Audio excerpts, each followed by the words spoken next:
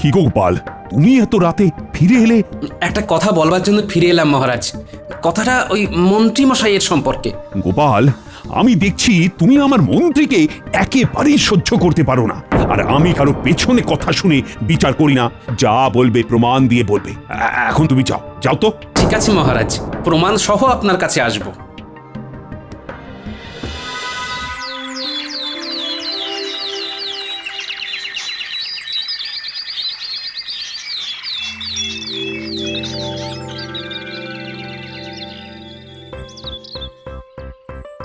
না, আমি তোমার আর কোনো গল্প শুনবো না। অনেক বছর ধরে তোমার গল্প শুনে শুনে কান আমার পচে গেছে। এবার আমাকে একটু রেহাই দাও। দেখো বিক্রম, এইভাবে আমার মনটাকে ভেঙে দিও না। আমি গল্প শোনাতে চাই, তুমি কেন বুঝছো না বলো তো? হ্যাঁ, এই গল্প শুনতে শুনতে পথ হাঁটলে তোমার ভালো লাগবে, পথ চলার কষ্টটা লাঘব হবে। তোমার ওই গল্পের শেষে তুমি প্রশ্ন করবে, তার উত্তর দিতে না পারলে আমার মাথা চূর্ণ বিচূর্ণ করে দেবে। প্রশ্নের উত্তর ঠিকঠাক দিলে তুমি আবার ওই দূরে শেওড়া গাছে গিয়ে ঝুলে পড়বে। এটাই আমার নিয়ম, যে কি করি বলো? তারপর আবার আমাকে ওই গাছে উঠে তোমাকে নামিয়ে কাঁধে নিয়ে হাঁটতে হবে। না না না না, আর পারবো না। তার চেয়ে আমি আর গল্পই শুনবো না। আরে, এদের কথা শুনে কিরকম একটা লাগছে, আমি ঠিক বুঝতে পারছি না। ওই কাঁধের বুড়ো লোকটা গল্প শোনাতেই বা কেন চাইছে, আর ওই বুড়ো লোকটা ওকে ঘাড়ি নিয়ে হেঁটেই বা যাচ্ছে কেন? একবার জিজ্ঞেস করি। শুনছেন? আমাকে বলছো? আমি কৃষ্ণনগরের মন্ত্রী, আমাকে তুমি বলবেন না। বয়স কত? 225। আমার কত জানো বেতাল? বলে দাও তো। আমার বয়স হলো গিয়ে প্রায় 7,000 বছর, আর এই বিক্রমের হলো ওই ধরো গিয়ে 1006। মহারাজা বিক্রমাদিত্যের নাম শুনেছো? আমি সেই। এই বেতালকে কাঁধে নিয়ে ঘুরে বেড়াচ্ছি। আমার রাজ্য গেছে, সব গেছে, শুধু ওই কাঁধের ওপর বেতালটাই যাচ্ছে না। একটা ভালো কাঁধ দিতে পারবে? ভালো কাঁধ পেলে কাঁধ বদল করে একটু বাঁচবো। একটু শক্ত পক্ত দেখে দিও বাজা, আমিও আর এই এক কাঁধে ঘুরতে পারছি না। কাঁধ শক্তপোক্ত? তা তোমার কাঁধটাও তো বেশ শক্তপোক্ত। আমার কাছে আর একটা ভালো গোলগাল শক্তপোক্ত কাঁধের খবর আছে। আপনারা কাছাকাছি কোথাও অপেক্ষা করুন, আমি আপনার কাঁধের ব্যবস্থা করেই আসছি। শুনুন, রাজপ্রাসাদের বাইরে একটা বড় গাছ আছে, ওই গাছের নিচে ছায়ায় গিয়ে বসুন। হ্যাঁ, ঠিক আছে, আমি প্রাসাদের বাইরে ওই বড় গাছের নিচে অপেক্ষা করছি। শোনো শোনো, কাঁধের গল্প করে যদি কাঁধ না জোগাড় করতে পারো, তবে কিন্তু আমি তোমার কাঁধেই চাপবো, মনে থাকে যেন। ঠিক আছে।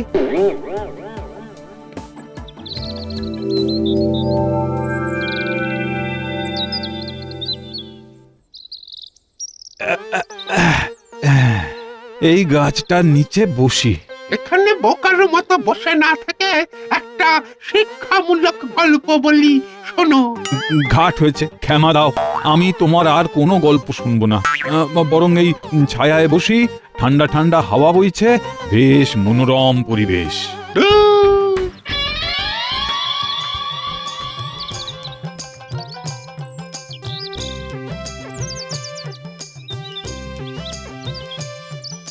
হে, আজ খুব দেরি হয়ে গেল, একটু তাড়াতাড়ি পা চালাতে হবে। দেরি হলে মন্ত্রীমশাইয়ের হাজারো কৈফিয়ত। আরে, গাছতলায় কে বসে আছে? কাঁধে আবার আরেকজনকে নিয়ে বসে আছে। এই, তুমি ঘুমোচ্ছ আর আমার মাথা তোমার মাথার সাথে ঠোকা খাচ্ছে। তুমি ঘুমোচ্ছ, ঘুমাও, কিন্তু আমার মাথা তোমার মাথার সাথে ঠুকছে কেন? হ্যাঁ, আমার ঘাট থেকে নামো, তাহলে আর ঠুকবে না। আমি তোমার ঘর থেকে নামবো না, গল্প শুনতে হবে। তাহলে ঠোকাঠুকি লাগবে। এ কি বিচিত্র ঝগড়া রে ভাই! যাই একবার জিজ্ঞেস করি।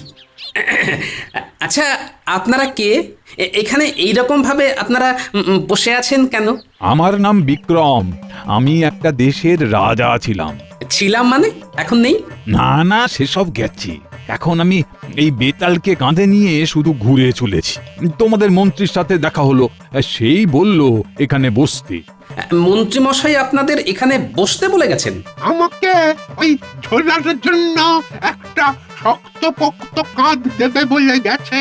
আমিও আর এই বুড়ো রাজার কাঁধে থাকতে পারছি না। হ্যাঁ, আপনি কাঁধেই ঝুলবেন কেন সেটাই তো বুঝতে পারছি না। আচ্ছা, আপনার ঝোলবার যখন অতই শখ তখন গাছের উপর ঝুলে থাকুন না। আমি তো গাছে ঝুলে থাকতাম, এই বিক্রমী তো আমাকে গাছ থেকে নামিয়েছে। আচ্ছা আচ্ছা, ব্যাপারটা কি আমাকে একটু বুঝিয়ে বলবেন? সে অনেক কাহিনী শুনবে নাকি? হ্যাঁ, তাহলে তোমার কাঁধেই উঠি। হ্যাঁ, তোমার কাঁধটাও বেশ শক্তপোক্ত। শক্ত কম নয়, আমার কাঁধে চড়তে চায়। ওদিকে মন্ত্রী মশাই কার কাঁধের কথা বলতে চেয়েছেন কে জানে। শক্তপোক্ত কাঁধ মানে ওই সেনাপতির কাঁধ। কি ভাবছো? গল্প শুনবে? তোমার কাঁধে উঠি, ভালো ভালো গল্প শুনবে। হ্যাঁ, তারপর গল্পের শেষে একটা প্রশ্ন করব, উত্তর না দিতে পারলে তোমাকে আমি টুকরো টুকরো করে দেব। আর উত্তর দিতে যদি পারো, সোজা শেওড়া গাছে গিয়ে আবার ঝুলে পড়বো। আবার ওখানে গিয়ে সেই শেওড়া গাছ থেকে নামিয়ে নিয়ে হাঁটতে হবে। কি চড়বো নাকি কাঁধে? না না না না না, আমার এ কাঁধ কি আর আমার আছে? সে তো আমার গিন্নির দখলে চলে গেছে। এই জন্মে এই কাঁধে আর কেউ চড়তে পারবে না। যাকে রাজামশাই, আপনাকে একটা কথা বলি, মন দিয়ে শুনুন। বলো। আমি দেখছি আপনার খুব ঘুম পেয়েছে, আপনি শুয়ে পড়ুন। শোবো কি করে? এই বেতাল তো কাঁধেই ঝুলছে। এই বেতালকে নিয়ে শুয়ে পড়ুন না, বেতাল আপনার কাঁধেই থাকবে। শুয়ে পড়ুন, শুয়ে পড়ুন। হ্যাঁ, শুয়ে পড়েই বেতালকে মাথার নিচে নিয়ে নেবেন, বেতাল থেকে হয়ে যাবে আপনার বালিশ। বাহ, বেড়ে বুদ্ধিটা দিয়েছো তো। হ্যাঁ, এই হাত পাগুলো টান টান করে একটু শুয়ে পড়ি। কি মজা! কত বছর পর শুলাম। আমার রাজ্যপাট থাকলে তোমাকে আমি আমার মন্ত্রী করে দিতাম। এটা কি হলো বিক্রম? হ্যাঁ, এটা কি হলো? তুমি আমার উপরে চাপলে কেন? একটু ভালো করে দেখো, তুমি আমার কাঁধেই লেগে আছো। নাও নাও, তুমিও শুয়ে পড়ো, আমিও শুয়ে পড়ি। ও, কতদিন পরে যে শুলাম। তাহলে আমি আসি। প্রণাম রাজামশাই।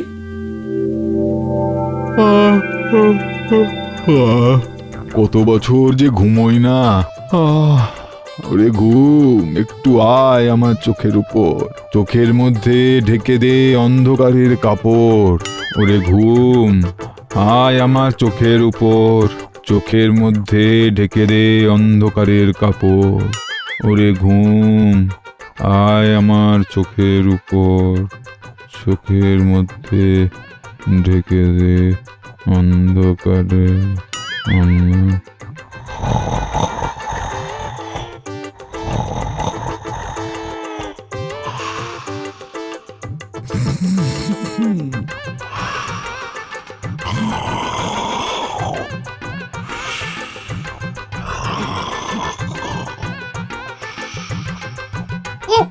কি জ্বালায় পড়লাম রে বাবা। এবার এর থেকে মুক্তি কিভাবে হবে কে জানে। দেখি আমিও একটু ঘুমোতে চেষ্টা করি।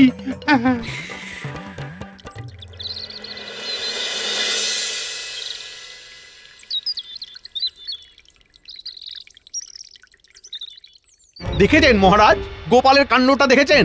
সেই দেরি করছে। হ্যাঁ, ঠিকই বলেছ। আসুক একবার, দেরি করা বুঝিয়ে দেব। ওই তো গোপাল এসে গেছে।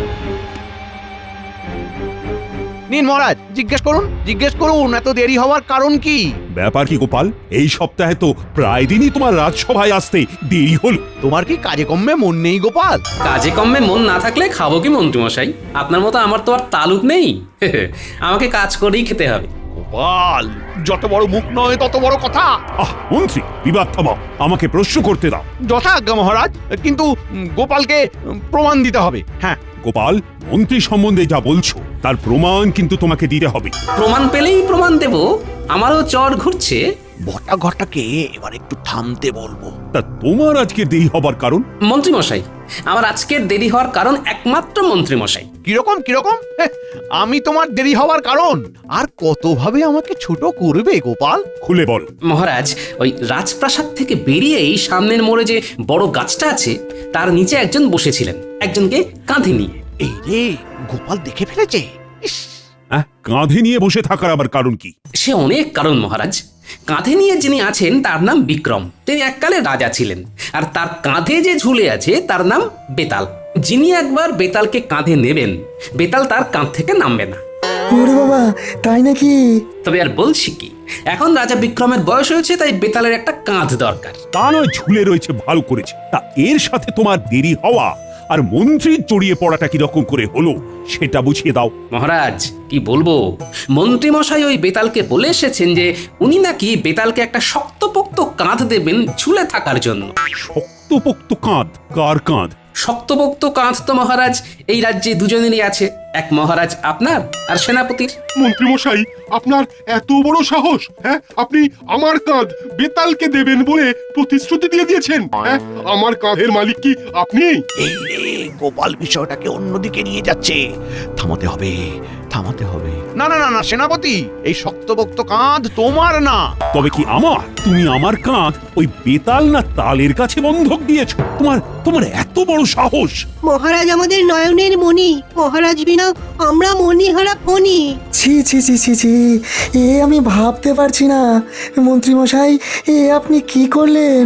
এই মন্ত্রী, উত্তর দাও, চুপ করে থেকো না। আরে আরে, আমার কথা একটু মন দিয়ে শুনুন। আমি আপনাদের কারো কাঁধ বেতালের কাছে বন্ধক দিইনি। আপনি মিথ্যে কথা বলছেন। বেতাল আমাকে নিজে মুখে বলেছে যে আপনি একটা শক্তপোক্ত কাঁধের কথা বলেছেন। মন্ত্রী, তুমি ঠিক করে বলো, তুমি কার কাঁধের কথা বলেছিলে? বলো, চুপ করে থেকো না। আর কি, জব্বর ফেসেছে মন্ত্রী মশাই।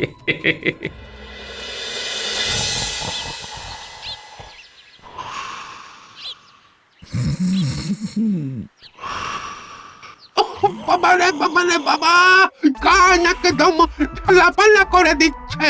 এই বিক্রম, বিক্রম, একটু পাশ ফিরে শো। ঠিক হয়ে শুলে বেশি নাক ডাকবে।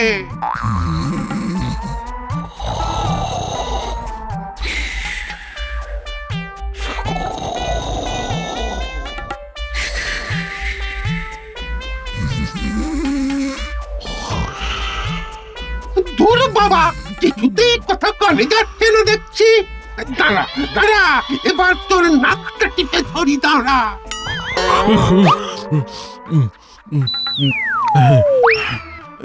কি হলো? আরে নাক টিপে ধরেছিলে কেন বেতাল? হ্যাঁ, তুমি কি আমাকে মারতে চাও নাকি? ভয়ঙ্কর নাক ডাকছিলে যে, আমি তোমাকে বারবার বলছিলাম পাশ ফিরে শো, পাশ ফিরে শো।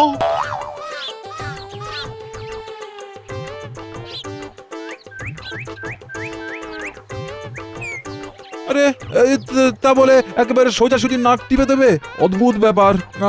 আমি একটা রাজা, না হয় এখন সিংহাসনটা নেই, তা বলে একেবারে আমার নাকে হাত দেবে? ছি ছি ছি ছি ছি ছি, এই যাত্রার নাকে হাত দেওয়া আমি ঠিক পছন্দ করি না। ঘটা, ওখানে কি হচ্ছে বলতো? চল চল দেখে আসি, দুই বুড়োর ঝগড়া চলছে। এই শোনো, আমার বুকের উপর শুয়ে এভাবে অসভ্যের মতো নাক ডাকতে পারবে না, এই আমি বলে দিলাম। চলে যাও না, আমি কি ইচ্ছে করে তোমাকে কাঁধে নিয়ে ঘুরছি? কি দাদু, কি চলছে? এই বয়সেও ঝগড়া করছো? এই মুখ সামলে অর্বাচীন, কার সাথে কথা বলছো জানো? আমি বিক্রমাদিত্য, রাজা বিক্রমাদিত্য। আর আমি হইলাম বেতাল। আমি কিন্তু তাল খেতে খুব ভালোবাসি। বেতাল দাদু, ও বেতাল দাদু, তোমার নাম বেতাল কেন গো? তুমি কি বেতালা? মূর্খ, মুখ সামলে কথা বলো। বেতাল, এই সুযোগে কাঁধে ওঠো, বুঝবে কত ধানে কত চাল। আমাদের সঙ্গে রসিকতা। একই রে, কিরকম লোক! একটু আগে দুজনে ঝগড়া করছিল, দেখ এখন একেবারে গলায় গলায়। তাই তো দেখছি। যাকে কিছু দাও। কি দেবো? নতুন এসেছো না দাদু, এদেশের নিয়ম কানুন খুব কড়া। নতুন কেউ এলে তাকে মোহর দিতে হয়, একে দর্শন কর বলে। তোমাদের দেশের রাজা জানে? জানে মানে? আমরা তো রাজ কর্মচারী, মন্ত্রীর ইচ্ছেতেই তো এই সব কাজকর্মগুলো হচ্ছে। তোমাদের মহারাজ জানেন না। মহারাজের ইচ্ছে না থাকলে কি আর মন্ত্রীমশাই কর ধার্য করতে পারেন? তুমি জানো আমি এক দেশের রাজা। আমার রাজ্যে এইসব ওই দর্শন কর টর ছিল না। এই ঘটা, এই দাদু নাকি রাজা? কোথাকার রাজা? বাঁশবনে শিয়াল রাজা বলে একটা কথা আছে। অশিক্ষিত, দাঁড়াও, তোমার হচ্ছে। কি করবে দাদু, একে তো হাঁটতে পারো না, তাও আবার তোমার এত তেজ। সাবধান! গোপাল, ও গোপাল, এ কি হলো? ভূমিকম্প নাকি? কিছু বুঝতে পারছি না মহারাজ, একটা প্রচন্ড জোরে চিৎকার শুনতে পেলাম। মহারাজ, একজন বৃদ্ধ মানুষ আরেকজন বৃদ্ধকে কাঁধে নিয়ে আমাদের রাজপ্রাসাদের দিকে আসছে, সাথে সাথে বটা ঘটাও আছে। এই সেরেছে, গোটা গোটা কি উল্টো পাল্টা কিছু করলো নাকি? এই গোপাল, এবার কি হবে? এই বাবু বাবু, ভাববার কিছু নেই মহারাজ, যা হবে দেখা যাবে, আর যা হবে তা ভালোর জন্যই হবে। বলছো গোপাল, যা হবে ভালোর জন্যই হবে? গোপালের কথার উপর কি বিশ্বাস নেই? একটু ধৈর্য ধরুন। কই কই, এই রাজ্যের মহারাজ কোথায়? আমি আমি আমি আমি মহারাজ কৃষ্ণচন্দ্র রায়। তোমার রাজ্যে ভয়ঙ্কর অরাজকতা চলছে, সেটা কি তুমি জানো? অরাজকতা? ও গোপাল, ইনি কি বলছেন? আমার রাজ্যে অরাজকতা? আগে মহারাজ, ফন্দিবাজ একটি মানুষ যদি আপনার মন্ত্রী হয় তাহলে এই অরাজকতা চলবে মহারাজ। গোপাল, মুখ সামলে কথা বলো, ভুলে যেও না আমি মহারাজের পরেই। এতদিন তো অনেক সামলে সামলে ছিলাম, এবার তো আপনার সব ভান্ডার খুলে গেছে। কি সব বলছো গোপাল? সবকিছুতে আমার মাথার উপর দিয়ে যাচ্ছে। মহারাজ, রাজা বিক্রমদেবকে জিজ্ঞেস করুন না, বটকৃষ্ণ আর ঘটকৃষ্ণর কান ধরে আছেন কেন? হ্যাঁ, তাই তো। আচ্ছা, আপনি এই দুজনের কান ধরে আছেন কেন? আগে বলো মহারাজ, এই দুইজন কি তোমার রাজকর্মচারী? মোটেই না। দুজন চোরকে আমি আমার রাজকর্মচারী বানাবো, এটা ভাবলেন কি করে? তাহলে এই দুজন মানুষ তোমার নাম করে রাজ্যবাসীর কাছে কর চায় কি করে? কর আদায় করে? মন্ত্রী, কি শুনছি? বটা ঘটাকে ছেড়ে ফেলতে হবে। বটা ঘটা, এই অভিযোগ কি সত্যি? ও মন্ত্রী মশাই, নাটক করবেন না। আমি নাটক করছি? ধরা তো পড়ে গেছেন, এবার সত্য কথাগুলো বলে ফেলুন। বিক্রম, আমি তোমার ঘর অবশেষে পাকাপাকি ভাবে ছাড়লাম। ভালো শক্তপোক্ত কাঁধ পেয়ে গেছো বেতাল? হ্যাঁ, পেয়ে গেছি। এই তো মন্ত্রীর কাজ। তোমাকে পাকাপাকি ভাবে ছাড়লাম বিক্রম। তোমার সাথে এতগুলো বছর, এতগুলো সময় কি সুন্দর ভাবে কাটিয়ে দিলাম। আমাকে ছেড়ে দিন বেতাল, আমি আপনার জন্য কাঁধ দিচ্ছি। বেতাল দেবের আর কাঁধের দরকার নেই, আপনার কাঁধটি ওনার খুব পছন্দ হয়েছে। বেতাল, নাও এবার সত্য কথা বলাও। দর্শন করো কার সৃষ্টি মন্ত্রী। দর্শন কর? সেটা আবার কি? মনে আছে মহারাজ, একদিন রাতে আপনার কাছে এই বিষয়ে বলেছিলাম।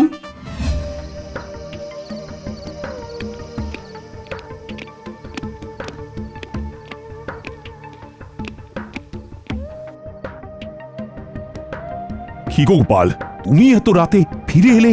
একটা কথা বলবার জন্য ফিরে এলাম মহারাজ। কথাটা ওই মন্ত্রী মশাইয়ের সম্পর্কে। গোপাল, আমি দেখছি তুমি আমার মন্ত্রীকে একেবারেই সহ্য করতে পারো না। আর আমি কারো পেছনে কথা শুনে বিচার করি না। যা বলবে প্রমাণ দিয়ে বলবে।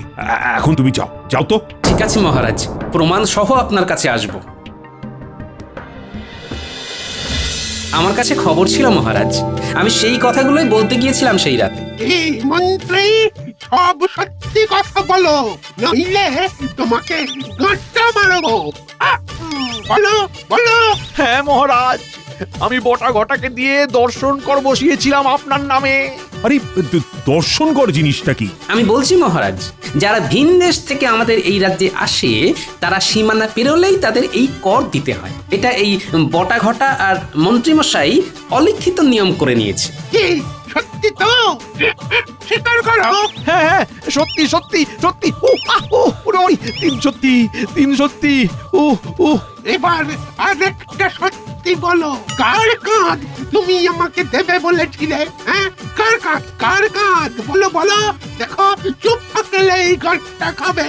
গোপালের গোপালের গোপালের কান আপনাকে দেব বলেছিলাম। কেন? এই কেনর উত্তরটা আমি দিচ্ছি মহারাজ। মন্ত্রী মশাই তো আমাকে সহ্য করতে পারেন না, দু চোখে দেখতে পারেন না, তাই উনি ভেবেছিলেন বেতালকে আমার কাঁধে লাগিয়ে আমাকে দেশ ছাড়া করতে। মহারাজ, আপনাকেও একটা কথা বলি, রাজা হওয়া কিন্তু চারটিখানি কথা নয়। রাজাকে তৃতীয় চোখ দিয়ে দেখতে হয়, মনের চোখ। আর বিচক্ষণ মানুষকে তার রাজসভায় ঠাঁই দিতে হয়। সত্যি বলেছেন। হ্যাঁ, আমি আপনাদের কথা চিরকাল মেনে চলবো। আপাতত এই মন্ত্রীর কাঁধে আপনি থাকুন। মহারাজ, আমার বউকে কি বলবো সেটা বলে দিন মহারাজ। তুমি নিচে গিয়ে বলে এসো আমরা বাঁচি। আর রাজামশাই, বেতাল মহারাজ, আজ আমার রাজপ্রাসাদে অধিষ্ঠান করুন। আপনাদের সাথে বসে আমি অনেক কিছু শিক্ষা নিতে পারি। তোমার কাছে গোপাল আছে। গোপালের মতো দূরদৃষ্টি সম্পন্ন মানুষ আমি খুব কম দেখেছি। এই আমাদের গোপাল, চতুর বড়, মিষ্টি বড়, চওড়া তার কপাল।